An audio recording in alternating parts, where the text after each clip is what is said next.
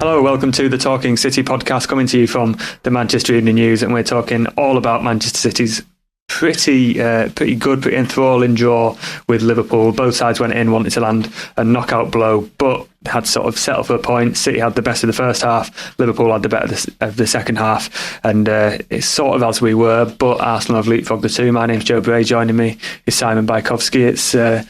Let's just start. It was a fantastic game, wasn't it? Yeah, I mean, you've pretty much described everything. Podcast done. Let's go on. Let's move on. No, it was really, really good. Obviously, the first time that City have been in the new kind of improved Anfield with the extra seats, so there was kind of even more noise, and it's probably one of the noisiest games of the season at Liverpool, with them sort of desperate to get the edge over City, and City more than played their part in just what was a hell of a game. It was like there have been so many really good games between these two, and this wasn't quite kind of the January 2019 one, but it was certainly up there. It was just the quality of it, wasn't it? You could see City style, which directly contrasted to Liverpool style, and both of them were trying to work it out, and every single pass was done with intent from both sides, and I just thought it was played at such a high level. Yeah. And I think you saw, you did see mistakes, and you saw, players making errant passes, but then you see the pressure that they were under. And there were also like a few times I noticed in the first half, I think like Foden knocked the ball back to De Bruyne. Foden knocked the ball back to Rodri, and the Anfield crowd who'd been like booing City in possession was suddenly like cheered on because it was slightly askew. And then like a second later, Rodri's not only managed to control it, but like send it past them both to De Bruyne, and City are in. And it's like those kind of like on a knife edge moments where even the crowd were fooled into thinking that like something had happened. Every moment was like on the edge of something, wasn't it? So, like the transitions were sort of ridiculous, and it was sort of end to end, and it was it was just two great teams going at it. Because we saw the team sheet, and City had a relatively strong side. We thought Ruben Dias would start, but he went for Akanji. Guardiola opted for Alvarez rather than Kovacic in that other role, but City were by far the strongest side because Mo Salah was on the bench for Liverpool, Andy Robertson was. They were without so many players. Konate was missing out. They had Quansah and Bradley in the back four, and you're thinking, City can really attack this side. And if they're going to do it, and if they're going to have success, it's probably attacking those two youngsters in the back line. Joe Gomez was out of position at left back. But as it turned out, those youngsters played really well. Liverpool sort of used the crowd to their advantage, and it was... I thought those players who came in for Liverpool really did well to sort of even out what should have been a disadvantage. Yeah, I mean, I've just said two great sides. It wasn't really two vintage sides. No. Liverpool far from full strength, and City far from kind of what we're used to seeing from them. Mm-hmm. It's not really been a vintage year for City. But they were just so well matched. City kind of got more change out of Joe Gomez being a bit out of position at left back than they did Bradley, who really kind of teamed up with Harvey Elliott, who was also very good and gave Ake a few problems in the first half. And then Haaland didn't. Haaland almost got more out of Van Dijk than he did the other centre back. So it was sort of there were so many battles going on all over the pitch that all had a bit of something about them.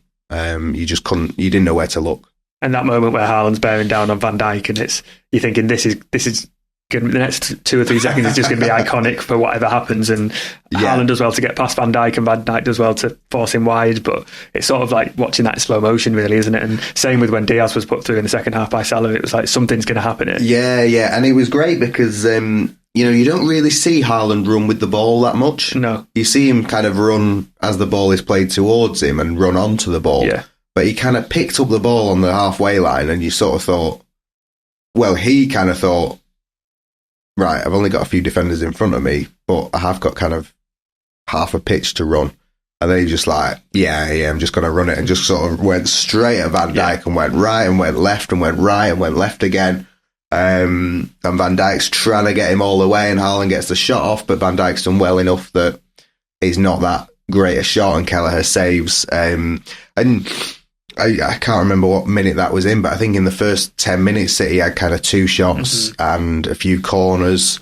It was a really confident start from a team that have, suffered before at Anfield and not always kind of been able to show that personality. Well, let's talk about that start, because City did sort of put the foot on the ball and sort of took the game to Liverpool. They had a lot of chances. They were moving it about. They looked fairly confident in what they wanted to do.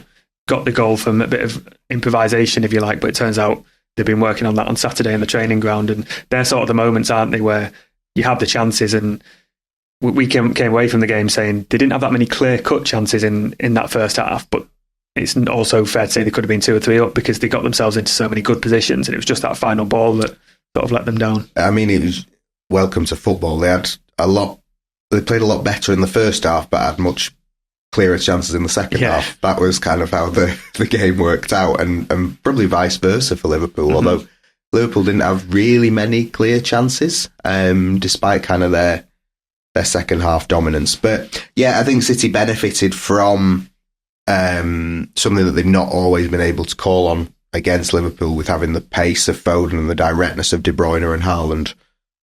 They could really kind of exploit the gaps in behind Liverpool and charge into that space, and created quite a few promising situations in the final third, but didn't really do enough. De Bruyne was a bit off, Bernardo Silva the same, and Foden as well, I think could have done better. He was a bit too frenetic at times in the first half, but it was difficult because the pace of the game was so much. It was really hard to slow. Like, I can't remember what game it was. Was it the derby when Bernardo kind of got the ball and was just like, slow down?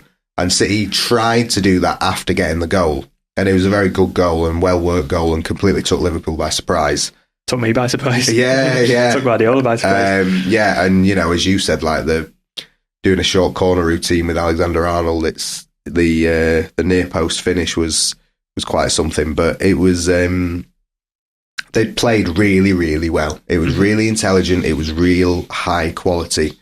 They'd managed to take kind of the emotion out of the crowd, and they did. It wasn't like Liverpool were creating nothing at the other end, but City were kind of in control, and then they scored and they started trying to slow everything down, and it's not like things got worse from there off, but it was just because, they went into half-time 1-0, and you're thinking that is a terrific half of football. Keep your heads in the second half. And I thought that first half was a masterclass in playing the game rather than the occasion. And Liverpool are better when they play the occasion because they've got the crowd and they've got the sort of the emotion, and rightly or wrongly they feel it means more, so they can use that to G themselves up. And whenever a tackle went in, the crowd were up. I think Diaz missed a chance, or someone missed a chance, and Klopp was immediately going to the crowd and trying to get them up. And if City made a mistake, Guardiola was on at his players because he can't use the crowd around him. It felt like the City were trying to control, and yes, they had Alvarez, and they were trying to, in playing Alvarez over Kovacic, which was probably the only attacking decision they had to make, you're probably opening up more transitions. But at the same time, they were trying to just control the game and put the foot on the ball. I think that first half they did it really well, and there was a lot of time wasting as well from City. They were slowing the game down. But they vindicated that because there was only 2 minutes at the end of the half, and the referee sort of played into that. And I was thinking that they're doing all these little games. They switched Liverpool around like Kai Walker said he would do, and they sort of they were using the heads. And then second half, Nathan Ake plays a short ball.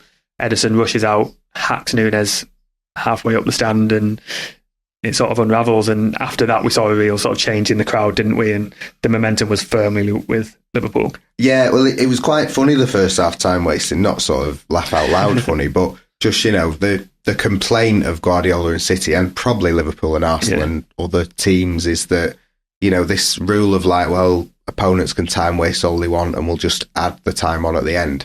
Kind of doesn't work, because it just changes the complexion of the game. Because if they know they get time at the end to maybe get back in the game or do whatever, then it helps them. But also it just kind of takes the sting out of the game at the time, and you can never be sure that the ref will add on as much time as is needed. So for 2 minutes in the first half, you sort of were looking at 3 or 4 really. And And I think Walker had done a couple of like tactical fouls. Bernardo had as well. There's been a lot of stoppages in the game as well. So it just kind of, it all adds into the idea that, just wind the clock down if you want, because you'll get away with it.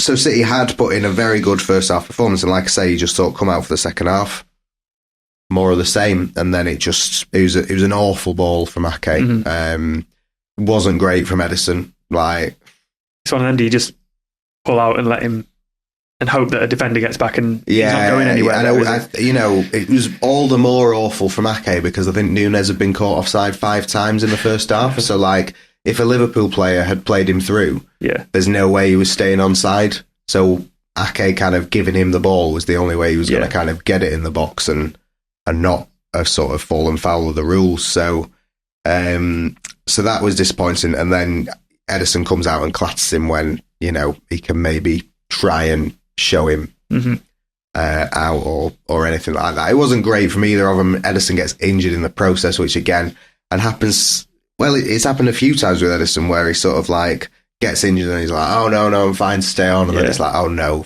you're really not. Because I wasn't sure they'd take him off because, like, do you want an injured goalkeeper facing a penalty? Well, exactly. That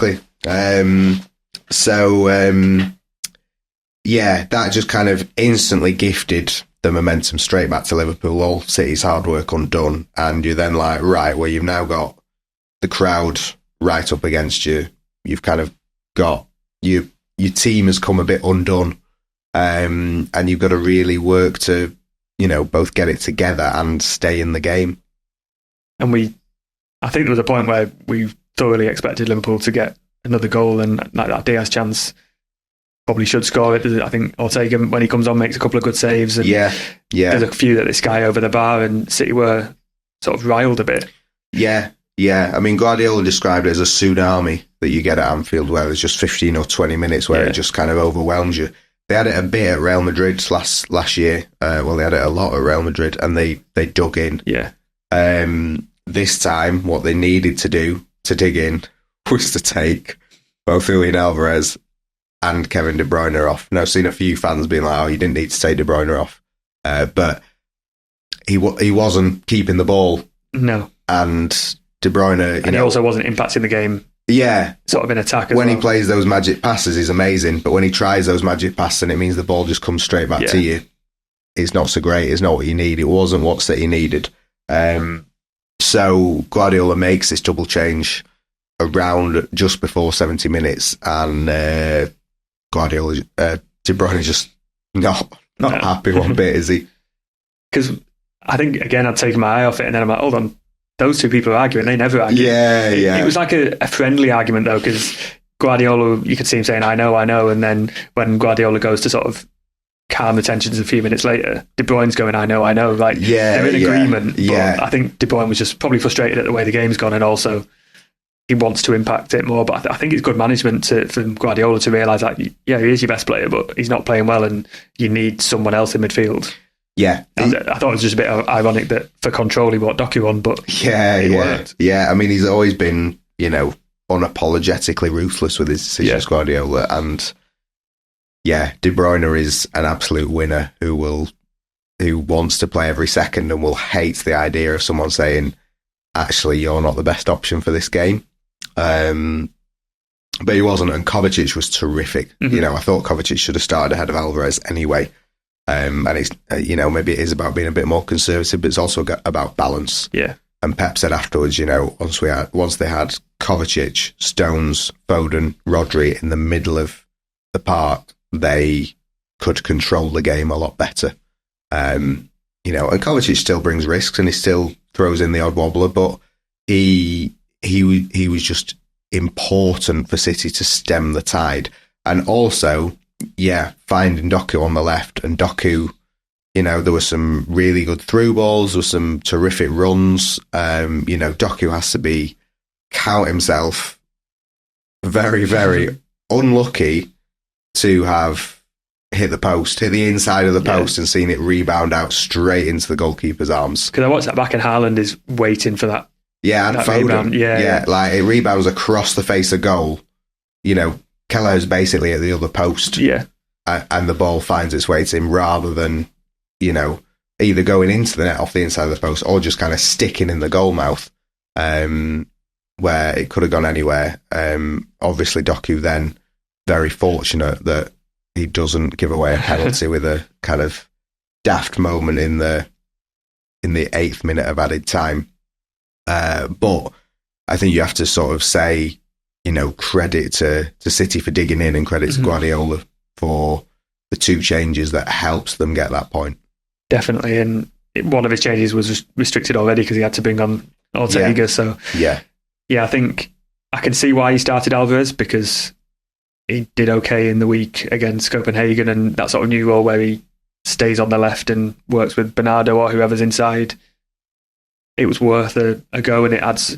If you've got 4 number 10s on the pitch, you've got more players close to Haaland and doing that job. And looking at the team sheets, I don't think there were many complaints, but I wonder if Kovacic now, you can see how he brought that control when they play Arsenal, when they've got the Champions League games, whether he's sort of stepped up in his sort of position in the squad to play these big games just because of that control. And he's not a Gundogan replacement, but that's sort of what Gundogan did last year. He sort of controlled the tempo and kept things going like that. Yeah, he's been really good for a few months now. Started off very well and then kind of fell apart without Rodri, and he's also fallen apart a few times with injuries, which kind of Chelsea fans warned about. But he's been sort of very influential whenever he's played recently, and I thought he was just really terrific again in kind of everything he did. And his kind of nadir in a City shirt was Arsenal away, when he should have been sent off. But you would kind of think that he's booked his place in the team for Arsenal at home. Maybe not if Grealish is fit and they want to do it that way, but he's certainly right up there to start again. And it's sort of, that's what Guardiola will want you to do if you're coming off the bench to make an impact. And I think obviously Ortega did that and just settled straight in and made some saves. But I think, again, the substitutes changed the game. You mentioned Jeremy Doku's penalty. We will leave it there for now, and we'll come back and talk about the small matter of the very big VAR call at the end of the game.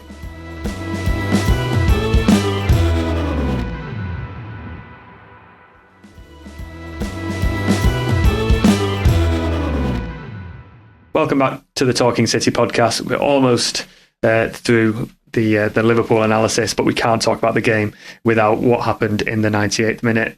Liverpool forced a couple of corners. One bounces out. Doku, you cry into him to just head it out, even if it goes 5 yards. He lets it bounce. Mac Allister comes in. Both of them go for it. First viewing, I didn't think there was much in it. First replay, when everything's happening and I'm looking down at the screen, I'm thinking, he's got the ball. The referee says no. Liverpool are furious. VAR agrees. Full time. When you're looking again, I can't decide if he gets the ball or not. And I think that's why Liverpool are so annoyed, isn't it? That I think there's the picture that's on the back page of Doku's foot in Mac Allister's ribcage, and that obviously doesn't tell the story because it's a still image of a very contentious issue where a lot of things are happening in a very, very short split second. Yeah, I mean, I think I first looked at it, I thought, I don't think that's a penalty, but it's clumsy, and I can absolutely see it being given. Yeah.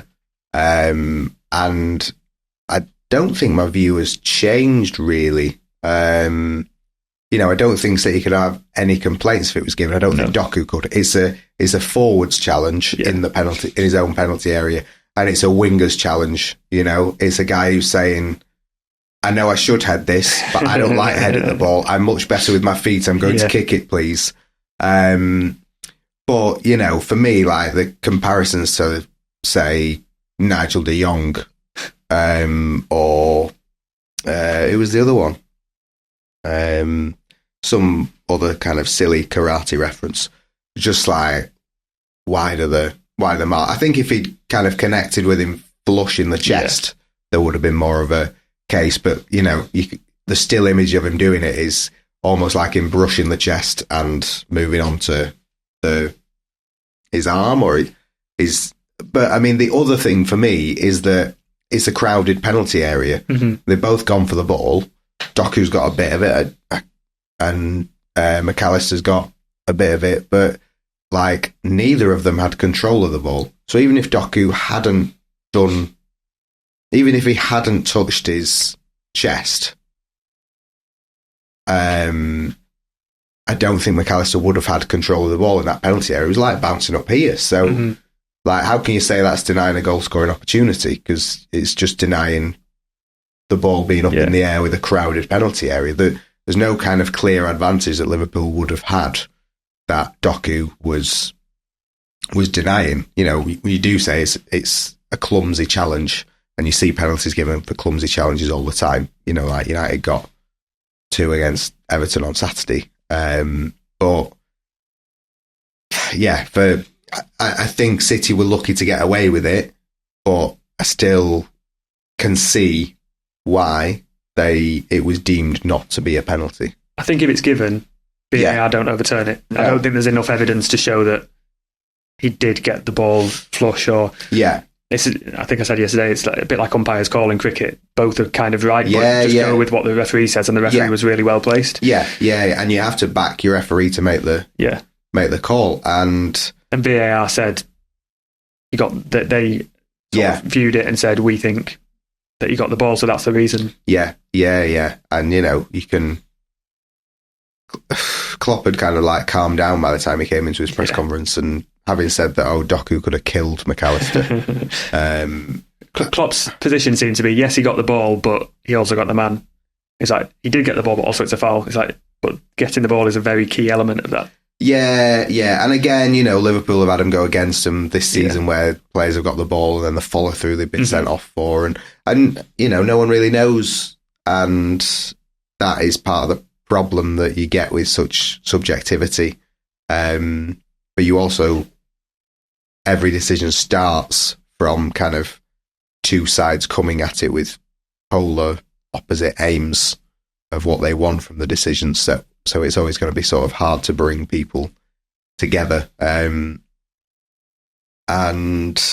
yeah, as you sort of pointed out afterwards, like Liverpool got away with one at the Etihad, and not heard much mention of that. Very contentious. Yeah, you know. Foul, non-foul, but saw a goal disallowed. Akanji challenges Alisson, and Alisson, you know, gets blown over as if the wind's touched him when Akanji's not really done anything, but the goal is disallowed, and 1-0 doesn't become 2-0, and then 1-0 becomes 1-1. So, you know, Liverpool get a point at the Etihad when they should have been beaten, and maybe, you can't say, but if they don't get that draw, then maybe that has a knock-on effect for their results after. You can't really say, but you can say that Liverpool got away with one at the Etihad and City got away with one at the Anfield, at Anfield rather than the Anfield.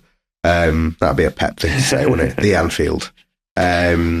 So, you know, and in both of those decisions are made as the home side wants. Yeah, they're still on the same amount of sort of point. And it's not that two wrongs make a right, but it's two umpires' calls have kind of balanced each other out.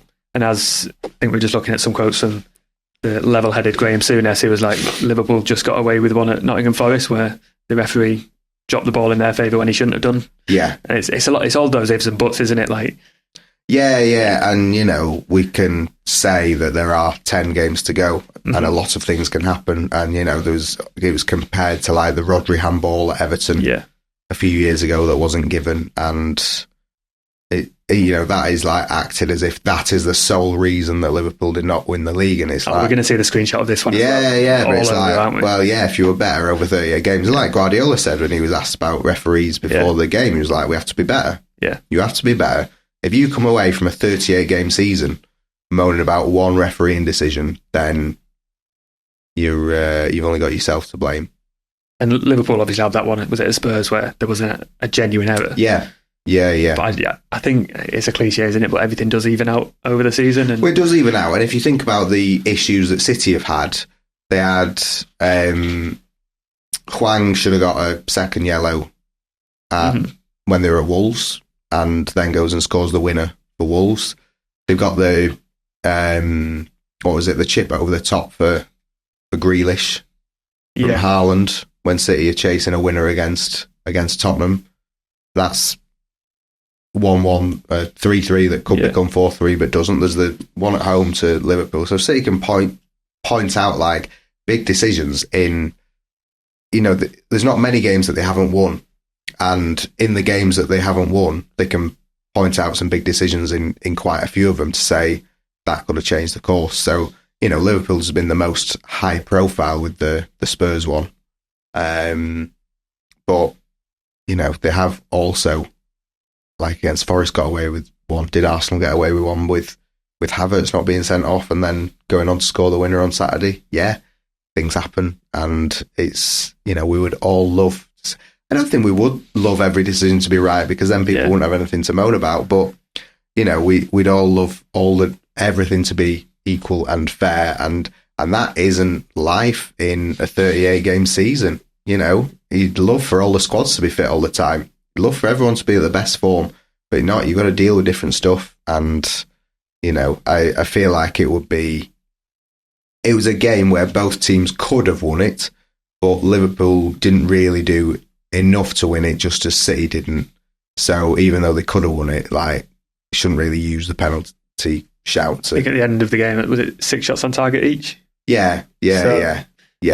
Quality chances. Yeah, and as under the cosh as City were in the second half, they had the better chances. Yeah. Doku at the inside of the post and Foden. On another day, that flies in the back of the net. And Foden manages to hit the bar. Yeah. I think Kelleher pushed it into it onto his face, and then it came onto his face and off his arm. And if that was the goal that won it for City, which gave him handed them the title on the plate, but it was the sort of fluke thing that absolutely could have gone in. When you compared it to the sort of Stones deflection in the 2019 game where he clears it off the line, and again, sometimes these things go for you and sometimes they don't. So City could counter 2 bits in that second half that very closely went against them. I mean, we should expect by now the reaction to such decisions is sort of over the top and hysterical, but I don't see it's that big an issue. And I'm going to say thank you because you've named all of those incidents, which will form a piece of mine that I'm in the middle of writing. So it is just one of them where you say, if at the end of the season you're saying this decision cost us, it's been a mantra of City's success. Yeah, Guardiola all the time. Nobody has helped us. We have done this for ourselves. We have done everything for ourselves. And, some people might want to point out places where referees have helped them, but, that hasn't really been the reason. I think one example of that could be was it Ake or Akanji was offside against Fulham? Yeah. Clearly offside. Yeah, but City go and win. Yeah. 4 or 5 goals. It's how you deal with that, isn't it? And and, teams will... I hate saying things even themselves out because they don't, but it's just how you've just got to get on with it. Yeah. That is the unfortunate kind of Brexit attitude of the day. I do think that City's players, because I was waiting in the mix zone, they all looked exhausted for one, but there was sort of a mixture of relief but also disappointment. Like they were ahead, they did let the game slip, but also they know they worked really hard and they showed a different side to the game, and that can help them as well. Doku did speak to a Belgian journalist, and he said no to an interview to us, so I wouldn't dream of putting words in his mouth, but he was reenacting the penalty incident, and I think you can infer from that what he thinks of it, but it is a subjective thing, isn't it? And the thing is, I'm sure Doku will have been told by everyone at City, do not do that again, because you were at just risk put your head on the ball. Of the referees deciding against you, and that can happen. But Kyle Walker risked Michael Oliver being overly harsh when he was making a few fouls in the first half, and Bernardo as well had a 5-minute period where you come away and say that's good from. Do you come away and say that's good defending or good game management from Walker? Or do you say on another day, a referee could have ruled differently? But then Walker is experienced enough to know how Michael Oliver referees, and will have been told before the game how Michael Oliver wanted to referee the game. So, and I thought he did referee it very well. Considering everything at stake and the atmosphere and the tensions and that.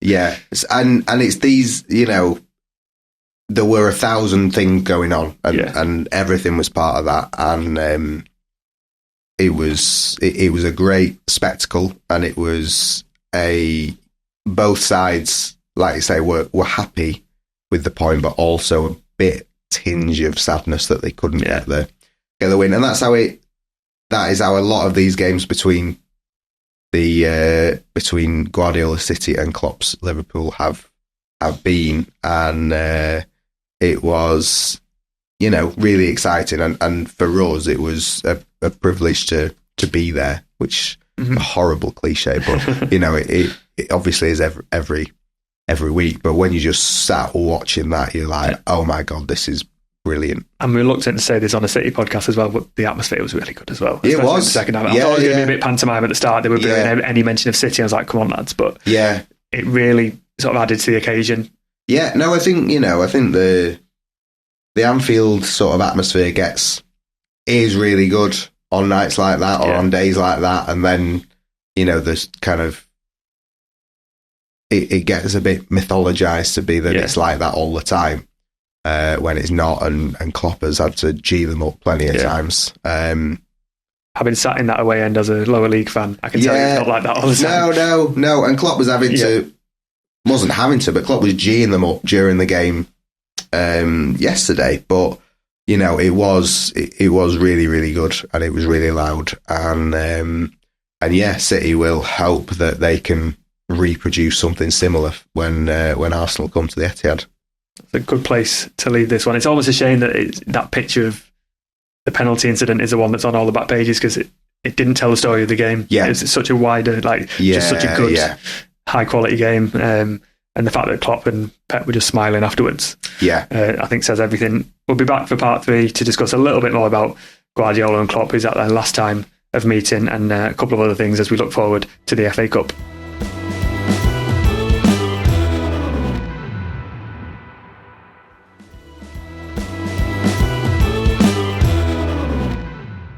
Hello, welcome back to the Talking City podcast, part 3 now. Guardiola was sort of keen to say that might not be the last time him and Jurgen Klopp face each other on the touchline. He pointed out that both of them are still in the FA Cup and seemed pretty confident that Liverpool would get through against Man United, didn't he, when he was previewing the game? But he's confident that Klopp will go back into management. Guardiola's sort of talking about his moves after City without saying he's putting a deadline on his time at City. They could meet in international football. There's loads of places they could meet again on the touchline, but it felt like if this was the final match between them, it was quite a fitting one, because it was both of them have sort of perfected their styles. It's just ingrained throughout the club, the fact that youngsters are in both squads, supplementing the first team, playing exactly how the manager wants. It feels like it was sort of a culmination, and we saw the best of both in that game. And it, like I said, neither was a vintage side, but they both played in the styles that made them unmistakably the mark of their manager. And not only that, but the mark of the manager has moved on. It's no real surprise that Klopp and Guardiola have stayed at the top for so long, because they've adapted. Pep came with this tiki-taka man, and he likes players to pass the ball and make short passes, but he's adapted so much to English football and changed, so much of what he did in Germany and Spain, because you need to if you want to win. And, I thought it was quite fitting that Klopp came out afterwards and was like, we have never seen City do that short, low set piece corner. It completely took it by surprise. We weren't expecting it. And then, for Pep to come out and say, I've never seen Liverpool's midfield do that to us. They've got the players now that can pass through us, rather than just kind of going long passes to Mane and Salah, and sort of them tearing at the fullbacks, And Klopp said he's never seen City on the ropes like that. No. Like that second half. Yeah, but also said it was like the best 53 minutes they've had that second half against City, and one of the proudest moments of his coaching career, which is a long old coaching career, and he's achieved a lot. So that's quite a Pep statement, isn't it? It is quite a Pep statement, yeah. So, it was just, it was two managers at the top of their game. And, Jurgen Klopp has said that he's tired, and that is all fine. But even with him being tired, he can still trouble Guardiola and City like few managers can. And I know that, City didn't win at Anfield again, and that sort of long record goes on. They won behind closed doors, but it felt like Guardiola had found a system that sort of tamed the Anfield crowd and that aura that City have faced when they go to Liverpool, just in the fact that he had his team sheet, he knew exactly what he wanted from the game, he was calming the players down, he wasn't getting involved in any sort of touchline sparks. The fans behind were sort of begging for that to happen. Yeah. But it felt like it was just a calmer meeting between them, and the fans could all, instead of having to go at each other or the manager, they could actually focus on two very, very good teams that have sort of graced the Premier League for the last few years as well. Yeah, and I think it's important to say, as much as City's kind of run of not winning continues and record doesn't really improve, it's now kind of, I think it's the last 4 visits to Anfield, they've only lost once. Mm-hmm. 1 win, 2 draws and a defeat. So they're not quite getting over the line a lot of the time, but they have improved their record in terms of they're not getting beat there anymore. And I think I looked and like the stats between the two at Anfield, it's something like goals against, it's something like Liverpool scored 13 and City scored 11. But it's like 5 wins for Liverpool and 1 for City in that time. So, City, when City won, they won big, but they've not really been getting thrashed by Liverpool. And again, that game yesterday was probably always going to be decided by 1 goal. And I don't know if you made the point on the way home, but it was not from open play. Yeah. City restricted Liverpool to a penalty. Yeah, and not many other sort of clear-cut chances. Mm. So both sides will have plenty to be happy about as they look up at the table and see Arsenal above them. I think Arsenal are the winners from for sure. Yeah, but a really good game and a really exciting title race for the last 10 games ahead. Well, we are going to be back on Friday to discuss the FA Cup, and we'll talk about the title race as well. You made a point before about sort of the way that the teams have evolved from when they first met Guardiola and Klopp. I published a piece this weekend speaking to the new head of academy, and his whole vision is about identifying the player of the future, where, yes, City are doing really, really well in the academy now. They're generating millions of pounds, but how are they going to do that in 10 years' time? And what is the game going to look like in 10 years? And they've sort of decided that the games are going to be quicker. So how do they change the training sessions? How do they get the under-9s now to be ready to be sort of 18-year-olds in 9-10 years' time, ready to play and play for the City first team? And I would encourage people to read that because it's interesting. But it's sort of that idea that City are always looking forward. They've got this academy that's brilliant. It's starting to be, you've got players all over the continent, and you've got Cole Palmer for 40-odd million, Romeo Lavia, Phil Foden and Rico Lewis and Oscar Bob playing for the first team. But they're always looking ahead and not resting on the laurels, are they? No, you would encourage people to read it, wouldn't you? I, with less skin in the game, would still encourage people to read it because it is good and it is interesting. Whoever was going to follow Jason Wilcox had a big act to follow. Thomas Crooken was the chosen one, and an interesting guy in the sense that he started off working for City 2 decades ago when the facilities were terrible, and now the facilities are amazing. And when I spoke to him, he spent a good 10 or 15 minutes just about his really happy memories from sort of getting the bus in Manchester and sort of improvising with his how he did his training sessions and what he had to buy. He was like, it's a completely different club now. Yeah.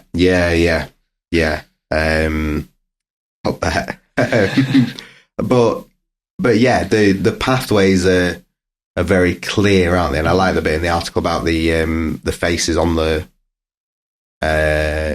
sort of whiteboard from under 9s to under 23s that they have, because they do plan all the way through, and they have to plan all the way through. And it is interesting, this idea that the game will get quicker and more physical, because you've seen it already with you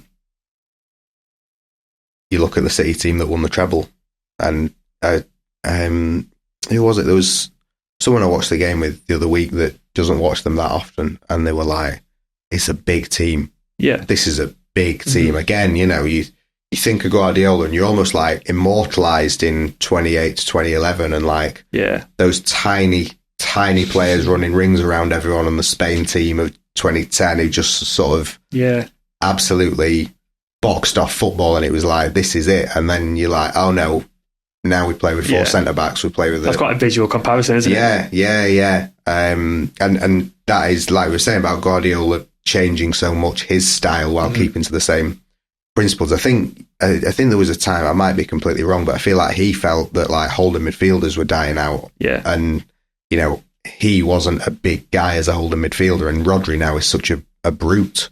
Yeah.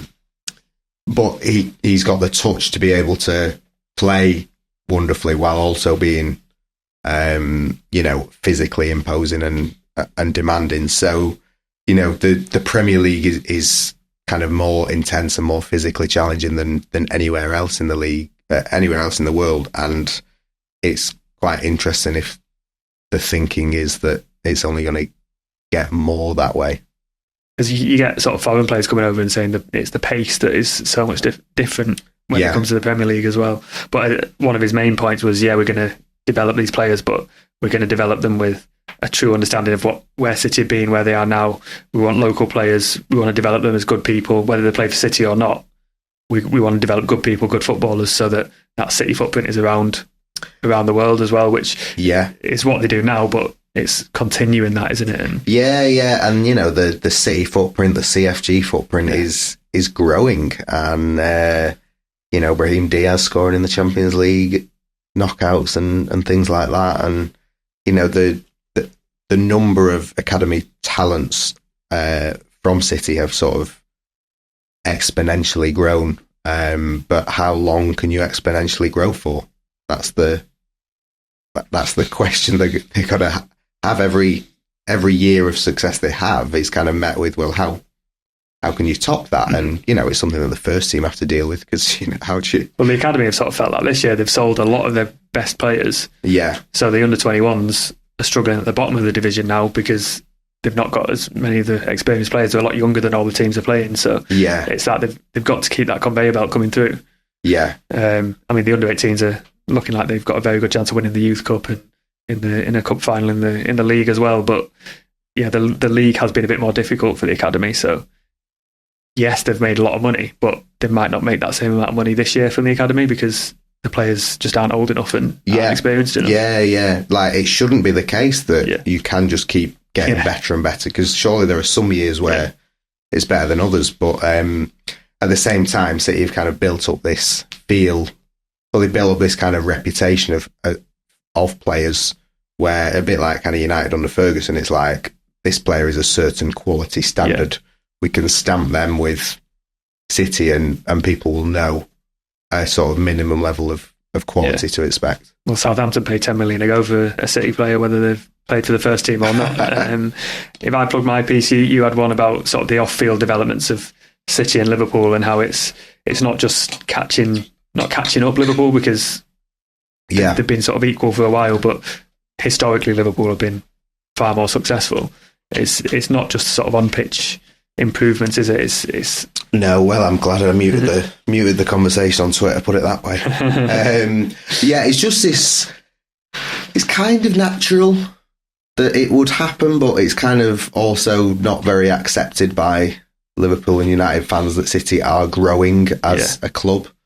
And I found it quite interesting, because at the end of last season there was this study done by the CIES Football Observatory about sort of social media followings of the four main platforms, which were X, Instagram, TikTok and Facebook. Yeah. And City and Liverpool were sort of level on about 130 million combined.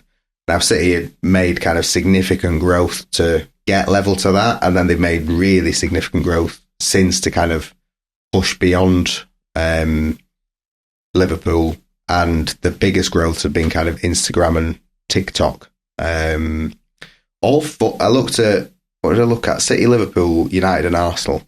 And all 4 of them have lost like millions of followers on Twitter, on X, since the summer, which I can only presume are like the removal of bot accounts. And, on Twitter? Yeah. Well, I don't know. You can never be too sure of sort of the legitimacy of social media followers. Yeah. So it's not saying like, oh, City have got more followers around the world now, but it's like they're clearly getting things across and getting noticed by more and more people. And I spoke to sort of somebody at City who is kind of the who heads up City Studios basically, which is the production department that puts out all the content, and he really wasn't keen on measuring by sort of number of followers. Right. He's more bothered about sort of active users and things like that.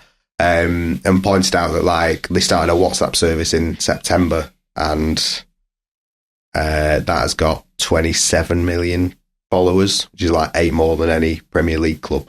So again, sort of on the newer things that they're sort of seeing real success, and that makes sense because there's a generation of kids growing up that are seeing City as the dominant team and playing nice football, and want to be associated. Superstar striker, and there's reasons to follow City. In the same way that I'm sure if you did a study around Greater Manchester, there would be far more sort of younger people now supporting City, where 20 years ago they might have supported United. So it's one of those things. However, good luck getting Liverpool fans or United fans to accept that.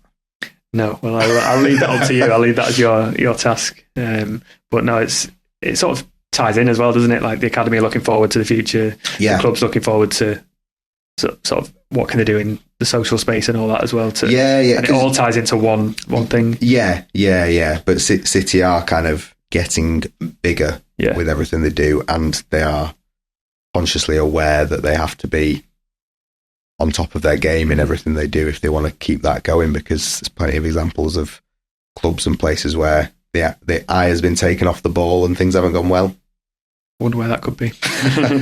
We'll leave it there. I think we had a good chat about City, Liverpool, and a lot of other things today. Keep an eye out for the Pubcast Awards, a new initiative by Reach PLC. If you have scored a very good goal on your Sunday League team, you could be in with a chance of winning £500, and I'm sure you will see information about that in the coming days and weeks right here and in the bottom of the video. So give us a follow if you're listening on the podcast, YouTube, Facebook, Twitter, wherever you find us. Give us a follow, a like, subscribe. Thanks very much for joining us. We'll be back on Friday to discuss City's FA Cup quarter-final against Newcastle.